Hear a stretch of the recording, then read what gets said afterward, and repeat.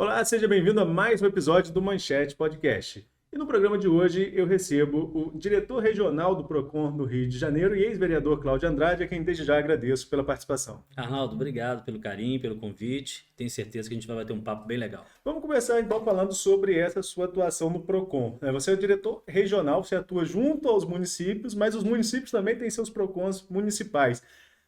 Tem perigo de ninguém invadir a área de ninguém na fiscalização? Como que funciona essa ação junto aos municípios? Na verdade, os PROCONs municipais, eles precisam de uma aprovação da Câmara, dos vereadores respectivos de cada município, para que tenha o organograma, criação de cargos, e você só pode atuar efetivamente quando você tem um fiscal, que é aquele que pode fazer o auto de infração caso seja necessário. Então, tem muitos municípios que nem sequer PROCON tem. Né? Então, esses a gente atua como se fosse do município, agregando pelo Estado. E tem alguns municípios, como o município de Campos, que tem o seu próprio PROCON, mas ele tem a independência deles e nós temos a nossa. Então, nós podemos fazer uma série de fiscalizações, uma série de trabalhos, sem que haja necessidade de consenso. Quando o consenso ocorre, é melhor, que o grupo é maior, o trabalho é mais interativo, mas quando isso não ocorre, nós podemos atuar sozinhos e eles também têm a autonomia deles. E aqui em Campos, como que está acontecendo? Há algumas ações, principalmente lá no começo, quando o governador fez a redução do ICMS, nós fizemos um trabalho muito bom em conjunto. Mas também fizemos trabalhos em separados, quando eu trabalho com relação ao material escolar, quando eu trabalho com relação ao preço agora da gasolina, o preço do gás, aí foram trabalhos que foram feitos em separado. No momento, tem sido a maior demanda os combustíveis, tanto gás quanto gasolina, diesel também, enfim, os reajustes constantes no combustível, a mudança da política de preço recente da Petrobras, porque tem uma coisa que a gente observa, né, Cláudio, que é o seguinte: quando a gasolina sobe na refinaria, no dia seguinte o preço sobe na bomba. Cai na refinaria, leva um tempo para cair na bomba, né? Tem sido a maior demanda do Procon realmente essa questão de combustíveis? E é uma colocação muito importante que você faz, que quando há um anúncio dessa redução, os postos só podem realmente aumentar quando eles receberem gasolina, combustível novo. Né? O combustível que está ali, vamos dizer, o resíduo, ele ainda precisa ser vendido no valor que já estava antes desse pedido de aumento. E às vezes não acontece. Né? Eles fazem um trabalho em conjunto e fazem com que aumente. E aí é necessário que o PROCON faça atuação. A primeira atuação do PROCON é fiscalização. E a gente não vai a posto de gasolina só para ver o preço. A gente vê a qualidade de combustível, a gente coloca a questão dos extintores de incêndio, se eles estão com validade, dá uma olhadinha em toda a parte tributária, os impostos fracionados têm que estar na parede dos postos. A gente observa também as vendas internas, principalmente óleo, água de bateria. Então, o trabalho, quando é feito dentro de um posto, ele não é feito focado somente no combustível, é o que mais chama atenção. Mas se você também parar em um posto, botar um óleo vencido e lá na frente 10, 15 quilômetros seu motor bater, é algo de muito grave também. Então, é um trabalho coletivo. Mas o que chama muito a mídia, o que chama muito a imprensa, é exatamente a questão do preço dos combustíveis. E também do gás, né? E outra questão que assim, sempre recebe denúncias, reclamações é em relação ao serviço das concessionárias. Sim. A questão de luz, sobretudo, e também água. É uma realidade também aqui na nossa região? Sim, com a última fiscalização que nós fizemos, nós nos dedicamos a postos de gasolina, bancos, supermercados e visitamos algumas ruas da cidade, fazendo questionamento principalmente com relação ao fornecimento de qualidade de luz. Então, nós fizemos um relatório, tivemos uma série de reclamações que foi enviada para o jurídico e para o setor de fiscalização no Rio, para que haja direcionamento e recomendação junto às empresas. Eu até peço desculpa na construção da pergunta. Eu falei que essa é uma realidade nossa e é uma realidade Sim, nossa, é uma sim. afirmação. E eu queria saber se isso é uma realidade do Estado também. Eu sou a Sim, gente que sofre aqui isolado no não, norte. não. Dos 92 municípios, talvez, seguramente, a gente está falando aí em uns 80, 82 municípios com o mesmo problema. Infelizmente. E em relação àquela cobrança que é feita por estimativa, isso eu tive muita dor. Tenho ainda lá Uhum. na minha casa, de onde eu sou, de Atafona, né? Mas ultimamente tem ficado mais aqui em Grande Campos. Atafona. Pois é, lá em Atafona eu tinha esse problema recorrente dessa cobrança que não existe. Às vezes é um imóvel que está fechado e vem lá 90, 100 reais. E aí quando usa também dá 90, 100 reais. Aí você vai reclamar, fala que é por estimativa. Tive no Procon na época e fiquei até meio decepcionado, porque fui aconselhado que é assim mesmo. É assim mesmo? Tem que deixar passar? Tudo que é estimativa não é assim mesmo, né?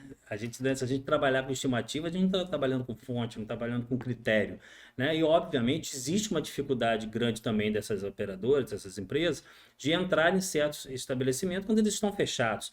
Lembra na época da dengue, quando se tinha autorização judicial para entrar nas casas? Isso é uma autorização que eles não têm, e eles não podem perder dinheiro. Então, eles criaram, com certeza, uma norma interna, né, de se criar uma estimativa. Eu não sei se é por tamanho de residência, por consumo mínimo, mas tudo isso pode ser judicializado. Infelizmente, administrativamente, eu não aconselho ninguém, tenho quase certeza que ninguém vai levar. Agora, judicialmente, são assuntos extremamente interessantes para ser discutido. Você citou a questão de preço de material escolar, que é Sim, essa fiscalização que tem que ser feita sempre no começo de ano, né? sim, Sempre acontece nesse período de começo de ano.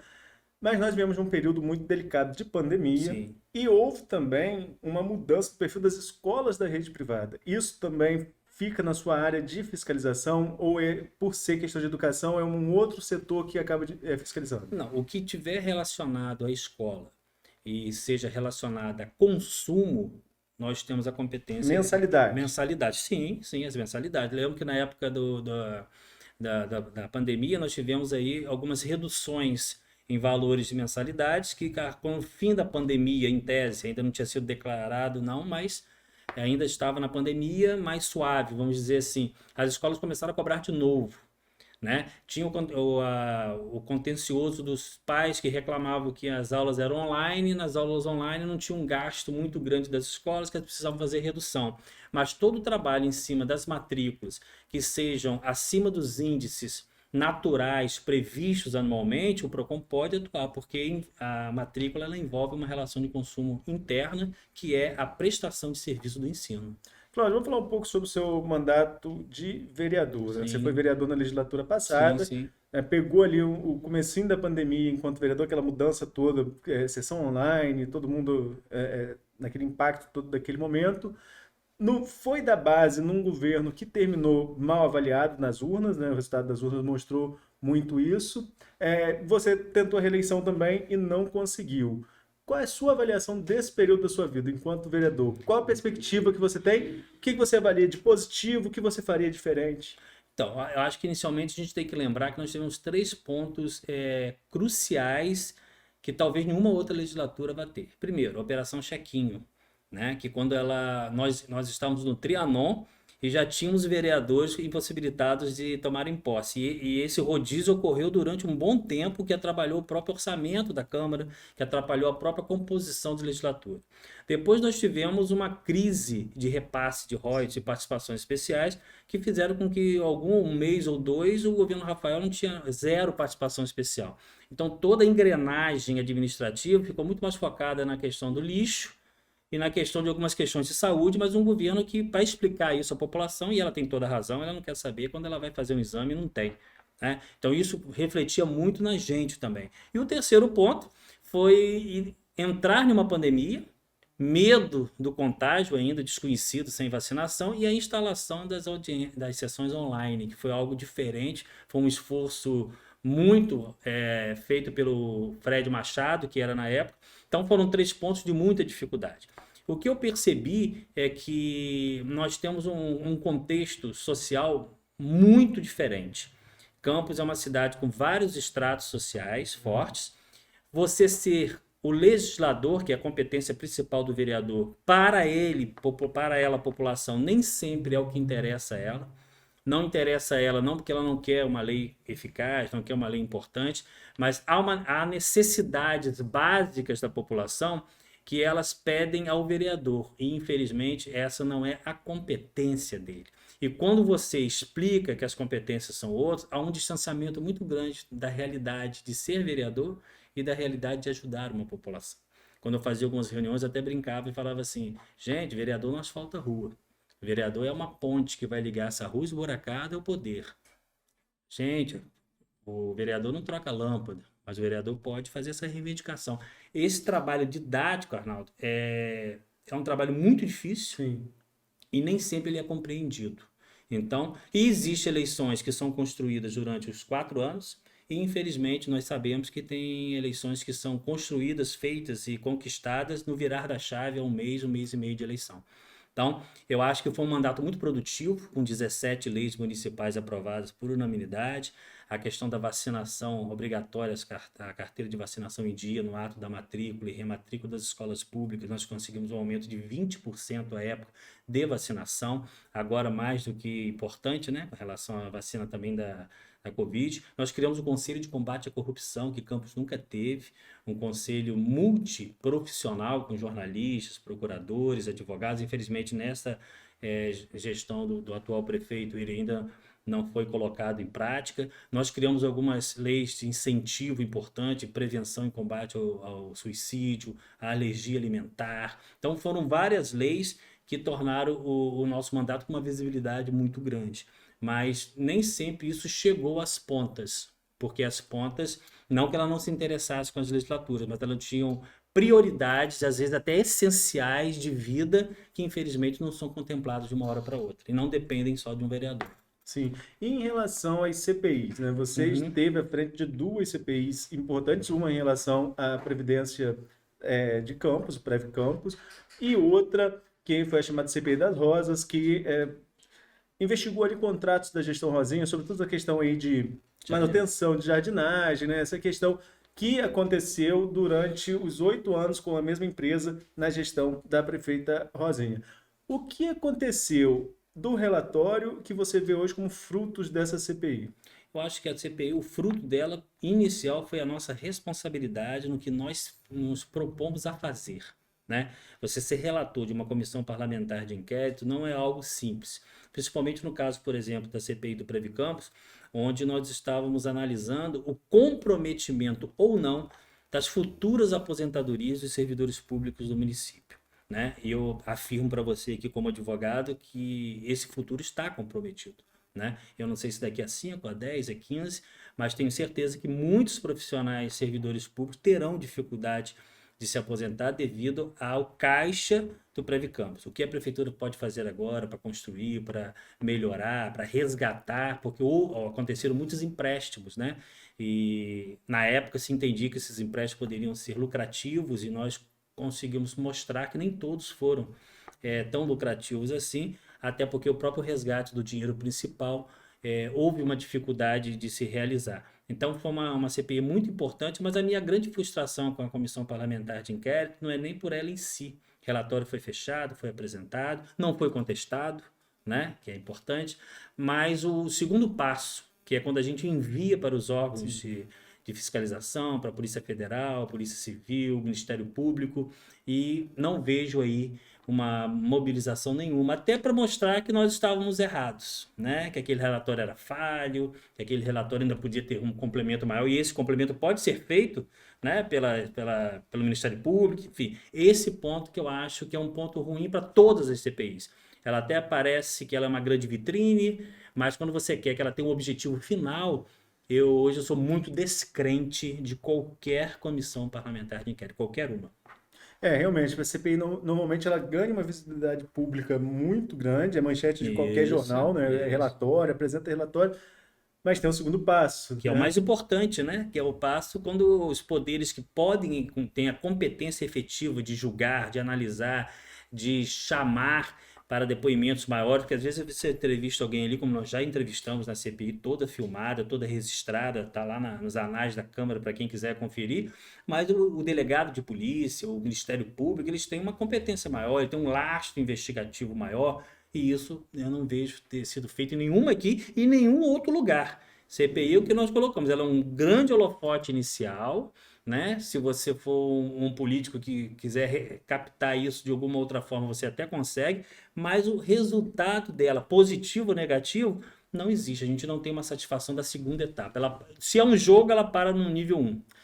Você citou aí a questão do servidor para falar do Prev Campos e é uma preocupação muito grande. Esse projeto sempre vem lutando em relação a essa questão dos servidores, mas recentemente você também falou de servidor em relação ao reajuste que foi anunciado pelo prefeito Vladimir Garotinho. Vladimir deu 10% de aumento, parcelado em 5 vezes, então são 5 ajustes de 2%. Ele até disse que é 10,4% porque é juros sobre juros. Então, mas isso só vai chegar esse 10,4 lá em fevereiro do ano que vem. De efetivo, entra 6% neste ano, segundo ele. Qual é a sua análise em relação a esses números? Pelo que você colocou na rede social, não é bem assim, né? Não cobra a inflação, né? É, toda vez que você faz algum aumento, né, e isso aí, obviamente, que o poder público, o gerenciador do poder público não faz essa conta, né, nós temos que saber se o que está dando para nós, ele é, no mínimo, acima da inflação. Por quê? Porque quando ele é acima da inflação, é o primeiro ganho real que você realmente tem. Se é R$ 1, se é 2, se é 3. Se nós temos hoje uma previsão mínima de inflação de no mínimo 4%, e se esse for 2, 4, 6% de aumento, nós temos que torcer, e aqui a gente torce para o poder público conseguir isso, e também o servidor ser agraciado, que a inflação não passe de 6. Porque se ela passar de 6, a gente vira o ano com um aumento de 2, 4, 6, mas com uma inflação que já comeu todo esse aumento. E sem contar que nós já temos um resgate a ser feito de pendências de aumentos que não foram dados. Né? Então, o contexto para chegar ao bolso do consumidor servidor, o valor real, esse aumento tem que torcer para que ele seja acima da inflação. Pode ser? Pode. Mas a tendência é que, no mínimo, com 4% a gente avança. Se 4% a gente avança, esse ano, em tese, o aumento seria de 2%. Então, Não chegaremos. não chegaria. Não, 6 é o aumento, mas tem que subtrair da Tem que tirar a inflação. inflação. Se ela é no mínimo 4%, tomara que seja menos, mas se ela for no mínimo 4%, qual é o aumento inicial? 2%. E vira para o outro ano com a expectativa de nova inflação. Mas aí dá para. Na fala do prefeito, né, não querendo advogar para o prefeito Não, aqui, claro. mas assim, Até porque eu estou torcendo que a coisa aconteça. ele fala o seguinte, que tem uma fala dele que é polêmica, ninguém explorou ainda, mas eu vou falar aqui agora. Vamos pensar daqui para frente, porque para trás não dá para a gente corrigir. São mais de 40% de Exatamente. perdas de 2016 para cá. Isso aí. Vamos pensar daqui para frente. Quando ele fala daqui para frente, é só frear a inflação. Nós não temos ganho real aí em momento nenhum, né? Exatamente. E você tocou num ponto importantíssimo. Quando se discute um momento, eu não sou aqui um especialista nisso, né? Mas tem coisas que são um pouco óbvias. Você tem que saber qual é a pendência que você tem. Porque o que vem de atrasado, ele vem com valores monetários diferentes, com inflações diferentes, com reajustes diferentes. Que cálculo é esse para se chegar a 2, 4, 6 e mais 2, 4 no ano que vem? Qual o cálculo que foi feito? Será que é um valor real além da discussão da inflação? Existe um feedback desse valor aí para que ele possa lá na frente ser transformado em oxigênio para o servidor? Então, resumindo, eu acho que esse valor dado para ele, sem entrar nessa polêmica do que está para trás, é torcer para que a inflação seja a menor possível. Quanto menos a inflação for, maior ganho real o servidor vai ter. Mas uma coisa está condicionada à outra, e isso aí você não precisa ser economista. Cláudio, já que a gente falou dessa proposta de reajuste, porque ainda vai passar pela Câmara, essa proposta de reajuste do prefeito Vladimir, queria que você, como ex-vereador, analisasse a gestão até agora. Então, a gestão até agora é uma gestão, neste momento, de muito consenso, né?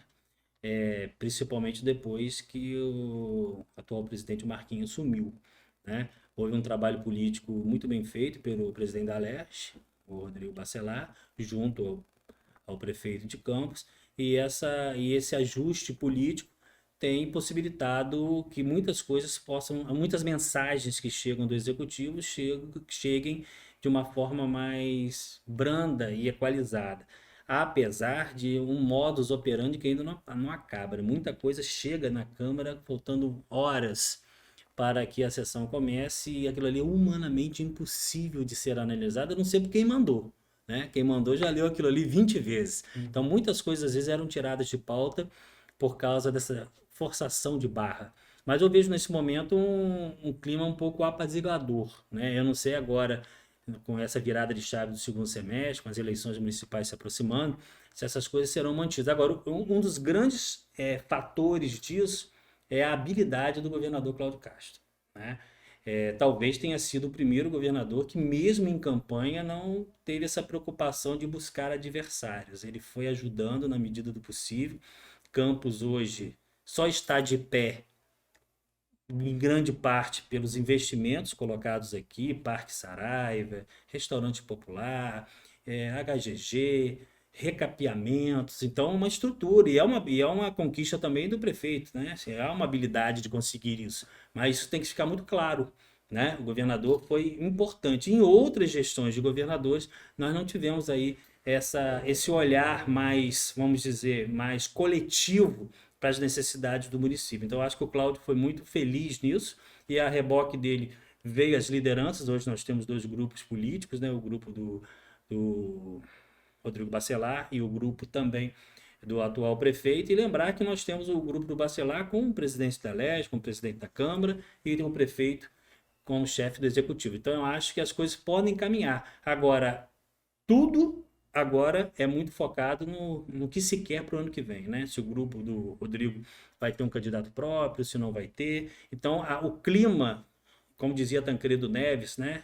Ulisses Guimarães, melhor dizendo, política nuvem, né? Hoje está de um jeito, amanhã pode estar de outro, mas neste momento eu acho que é uma Câmara, vamos dizer, inteligente no que diz respeito à política. Estão tentando trabalhar da melhor forma possível. Não sei lá dentro dos bastidores, com a porta fechada, mas publicamente me parece que ela caminha bem. O mar está sem onda. Mas política é nuvem, é de Magalhães Pinto, Magalhães Pinto, então. ex-governador de Minas Gerais. Essa a gente usa tanto em matérias que a gente não esquece. Também afastei o Tancredo, pelo menos. Mas, Cláudio, vamos falar um pouquinho aqui em relação às suas pretensões. Você tem desejo de voltar ao cenário como candidato a vereador? Já vem trabalhando alguma articulação em relação a isso? Eu sou o primeiro suplente do meu partido, né? Do PTB. O titular é o Rafael Twin, né? Então, a princípio, essa é a minha posição, né? Então, é uma posição política. Eu tenho um grupo político, né? Nós estamos juntos aí com o deputado Rodrigo Bacelar, e todas as engrenagens e articulações que possam vir a ser feitas dentro da própria legislatura, a gente está aí à disposição para fazer o que for necessário em prol do grupo. Agora, uma pré-candidatura, ela é legítima, né? Nós temos uma pré-candidatura bem embrionária. Eu faço as minhas reuniões, não deixei de fazê-las. Agora a gente faz um trabalho bem mais focado no formador de opinião. Eu, como professor universitário há 21 anos, então eu tenho um acesso também do meio acadêmico. Então nós estamos trabalhando, fazendo o trabalho. Agora nós sabemos que a escolha do partido, a nominata, que esse ano que vem vai ser uma nominata muito mais difícil do que da outra vez. Então, e o aporte, né, de trabalho para que a gente possa chegar no ano eleitoral com chances de vitória. A eleição para vereador é a eleição mais difícil que existe. Às vezes você quer pedir o voto a um amigo seu, ele fala: Cláudio, eu não vou votar em você porque meu primo vai votar. Eu falei: mas seu primo vai ter 2 votos. Pois é, um tem que ser meu, ele é meu primo. Então é uma eleição muito disputada, muito acirrada, mas a gente espera que a gente possa fazer um trabalho bonito, né? A pandemia atrapalhou muito a campanha, principalmente a minha na Pedra, onde as pessoas estavam muito aterrorizadas com a pandemia. Cláudio, levei minha mãe, mas meu avô não quis ir. Levei meu pai, mas a titia pediu desculpa a você. E se você for nesse cômputo, né, faltou aí uma faixa mais ou menos de 500 votos para uma reeleição. Então, agora, graças a Deus, a gente vai poder visitar as ruas, visitar as lojas, discutir. Então, eu acho que é uma eleição um pouco mais equilibrada. Só que partido e nominata é algo crucial para se sonhar em ter um cargo público. Quero só fazer mais uma pergunta em relação à vereança, ao seu mandato. A legislatura que você participou, ela reprovou as contas da ex-prefeita Rosinha. A legislatura atual, num movimento que você, como advogado, pode até me corrigir, mas que é quase raro, digamos, se não for o único, é um dos poucos no país, anulou aquela votação de vocês e fez uma nova votação. Como você, como advogado e como ex-vereador, como você acompanha esse movimento? A primeira coisa que a gente tem que lembrar que quando nós fizemos a sessão de votação, nós estávamos amparados pelo parecer do Tribunal de Contas, né? Não foi uma criação dos vereadores, né? A gente poderia chancelar ou não. E ali houve um voto acompanhando o Tribunal de Contas pelos pontos e requisitos que o Tribunal de Contas entendia como irregularidades, né? O que aconteceu depois tem muito a ver com a Procuradoria da Câmara, né? Que, se não me engano, né, posso estar errado aqui, a própria ex-prefeita tinha um comando de uma ação judicial na Justiça, onde ela contestava isso. Houve juntada, se não me engano, de um parecer do procurador corroborando conosco, mas esse procurador depois mudou.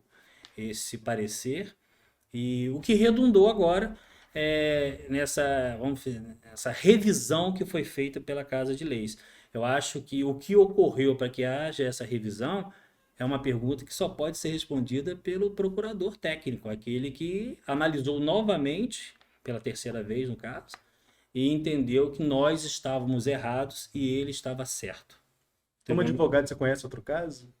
Não, dessa forma não, né? Mas aí a casa é soberana, né? A Câmara é soberana, a votação é soberana e eles entenderam que o novo parecer, que a nova ótica feita pela casa, pelo caso, pelo procurador, né?